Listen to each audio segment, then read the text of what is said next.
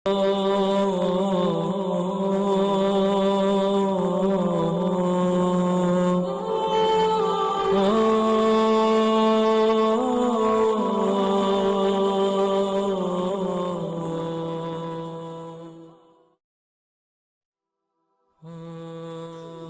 اللہ الرحمن الرحیم۔ تمام ناظرین اور سامعین کو حسنین خان کا خلوص بھرا سلام۔ میں ہوں حسنین خان اور آپ دیکھ رہے ہیں 14 ستارے یوٹیوب چینل۔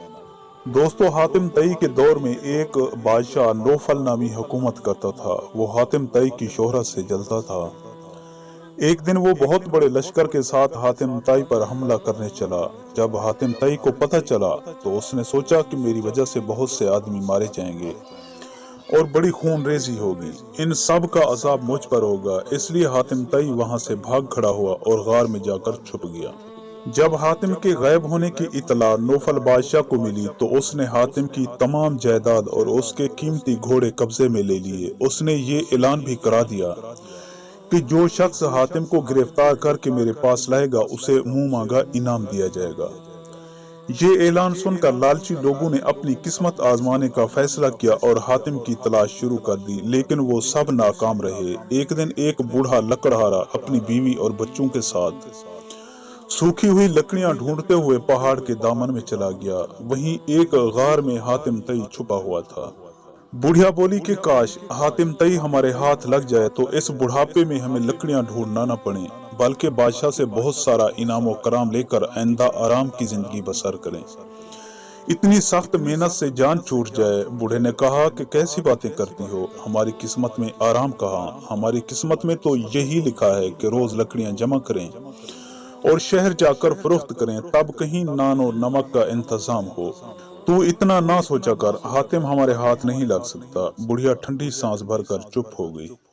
حاتم تائی غار میں چھپا ہوا ان دونوں کی باتیں سن رہا تھا۔ اس نے سوچا کہ میری اس زندگی سے کیا فائدہ؟ جس انسان کے دل میں رحم نہیں وہ انسان ہی نہیں، جس کے دل میں درد نہیں وہ قصائی ہے۔ حاتم غار سے باہر آ گیا اور بوڑھے لکڑہارے اور بڑھیا سے مخاطب ہو کر بولا کہ تم لوگ مجھے نوفل بادشاہ کے پاس لے چلو اور اپنا انعام پاؤ تاکہ تمہاری آئندہ زندگی آرام سے گزرے۔ بوڑھے لکڑہارے نے کہا کہ ہم ایسا نہیں کر سکتے، نہ جانے بادشاہ تمہارے ساتھ کیا سلوک کرے۔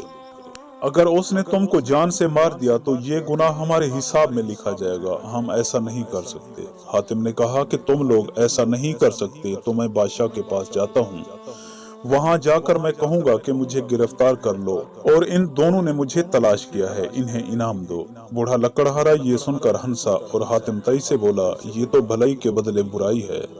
ابھی یہ باتیں ہو رہی تھی کہ بہت سے لوگ جمع ہو گئے۔ ان سب نے انعام کے لالچ میں حاتم تائی کو گھیر لیا اور اسے لے کر نوفل بادشاہ کے دربار میں پہنچ گئے۔ وہاں کہا کہ ہم نے حاتم تائی کو تلاش کیا ہے، اس لیے ہمیں انعام دیا جائے۔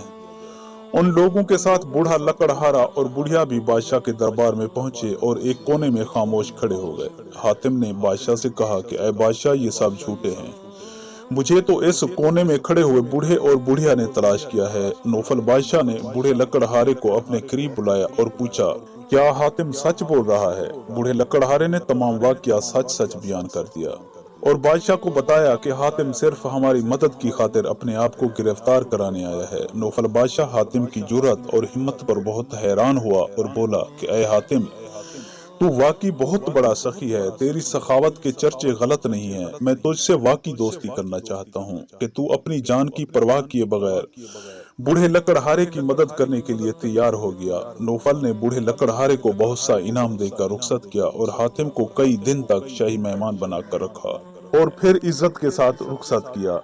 تو دوستو، حاتم تائی نے ہمیشہ اللہ تعالیٰ کی مخلوق کی خدمت کی، اس لیے اسے اللہ تعالیٰ نے عزت دی۔ ہم بھی عہد کریں کہ دوسروں کی عزت اور خدمت کریں گے۔ پیارے دوستو، میں امید کرتا ہوں کہ آپ کو میری یہ ویڈیو اچھی لگی ہو۔ اگر آپ کو میری یہ ویڈیو اچھی لگے تو پلیز آپ میرے چینل کو سبسکرائب اور اس ویڈیو کو لائک ضرور کیجیے اور اس ویڈیو کو اپنے دوستوں کے ساتھ بھی ضرور شیئر کریں۔